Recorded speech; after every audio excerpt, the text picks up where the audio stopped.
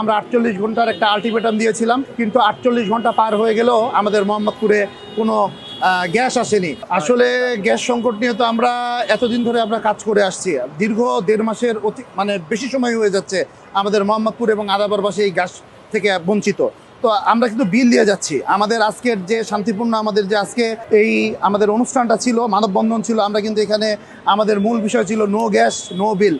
আমরা প্রতিনিয়ত আমরা টাকা দিচ্ছি, কিন্তু আমরা গ্যাস পাচ্ছি না। আমরা গতকাল প্রধানমন্ত্রী কার্যালয় বরাবর আমরা লিখিত অভিযোগ দিয়েছি, স্বরাষ্ট্রমন্ত্রী বরাবর আমরা লিখিত অভিযোগ দিয়েছি, ত্রাণ এবং জ্বালানি মন্ত্রণালয়ে আমরা বসেছি, সচিবালয়ে বসেছি এবং আমরা এই সমস্যাটা সমাধানের জন্য আমরা চেষ্টা করে যাচ্ছি। তো জানি না আসলে কতদিন এই সমস্যাটা সমাধান হবে। আমরা ৪৮ ঘন্টার একটা আলটিমেটাম দিয়েছিলাম, কিন্তু ৪৮ ঘন্টা পার হয়ে গেলেও আমাদের মোহাম্মদপুরে কোনো গ্যাস আসেনি। আগে তাও রাত ২টার সময় ৩টার সময় গ্যাস আসতো, কিন্তু আজকে ভোর ৫টা পর্যন্ত কোনো গ্যাস আসেনি। তার মানে পুরা এলাকা গ্যাস থেকে বিচ্ছিন্ন। তো আমরা আশু সমাধান চাই।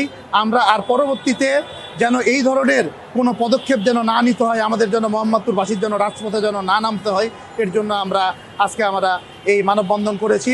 আশা করি যে প্রধানমন্ত্রী তারেক রহমানের আমরা দৃষ্টি আকর্ষণ করেছি, হয়তোবা উনি এই বিষয়টা অবগত হয়েছে এবং উনি আমাদের এই সমস্যা সমাধানে কার্যকরী ভূমিকা রাখবে, আশা রাখি।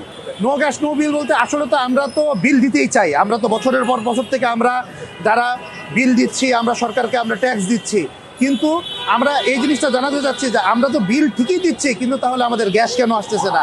আমরা স্বাভাবিকভাবে, আপনি যদি ক্রেতা বিক্রেতার সম্পর্কও যদি বলেন, আমরা তো ক্রেতা, আমরা বিক্রেতাকে টাকা দিচ্ছি, কিন্তু আমরা আমাদের পণ্য পাচ্ছি না বা সেবা পাচ্ছি না।